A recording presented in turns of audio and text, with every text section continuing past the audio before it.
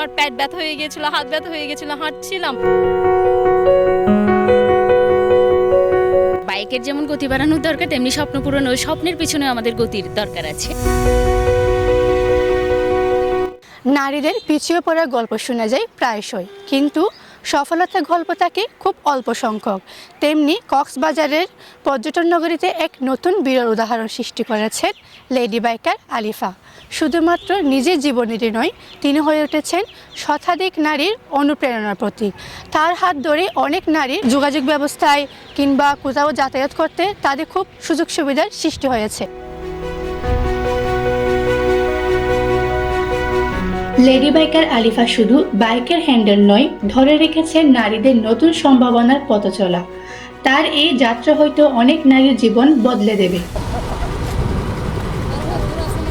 আমাদের পুরুষরা যেভাবে আর্নিং সোর্সটা ধরে রেখেছে তাদের ফ্যামিলির জন্য, আলটিমেটলি কিন্তু একটা মেয়ে যখন জব করে তার যে আর্নিং সোর্সটা থাকে সেটাও হচ্ছে সে কোনো না কোনোভাবে তার ফ্যামিলিতেই হচ্ছে যে খরচটা করতেছে।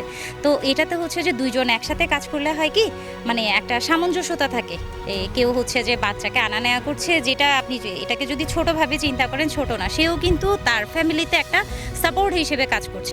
বাবার বাড়িতে স্বাধীনতা না পেলেও স্বামীর কাছে পেয়েছেন নিজের পথ গড়ার সুযোগ। আর সেই সাহস আর সহযোগিতা সঙ্গী করে আলিফা প্রশিক্ষণ দিয়েছেন 250 জন নারীকে। শখের বসে এসেছি, কিন্তু আলটিমেটলি এটা কিন্তু আমার একটা এখন প্রফেশন হয়ে গিয়েছে। আমি এখন আমার হাত ধরে যদি 250+ মেয়ে কক্সবাজারে শিখে এবং তারা যদি চালায়, আলটিমেটলি এটার জন্য আমি অনেক বেশি প্রাউড ফিল করি।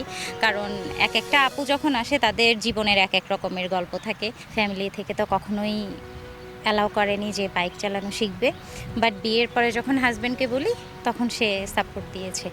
তার কাছে বাইক চালানো শেখার অভিজ্ঞতা ও নানা গল্পের কথা জানালেন প্রশিক্ষণার্থীরা। বেসিক্যালি অনেক ইম্পর্টেন্ট কাজের মধ্যে লাগে, যেমন জবের ক্ষেত্রে বিভিন্ন সময়, অনেক সময় ইমার্জেন্সি কাজে, অনেক সময় ট্রাফিক জ্যামের মতো অনেক প্রবলেম হয়।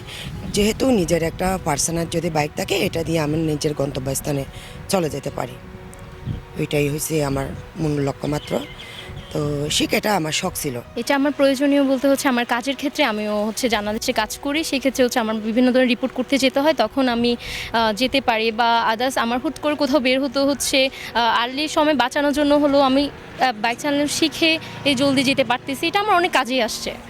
এই যে বাসের পেছনে সময় নষ্ট করে ঘাম জড়ানোর চেয়ে যেটা আমার কাছে সবচেয়ে বেশি স্বাধীনতার মনে হয়, সেটা হচ্ছে সুন্দর মতো বাতাসে চুল উড়িয়ে অফিসে ঢুকে সবার আগে বলা, হ্যাঁ আমি ঠিক সময়ে এসেছি।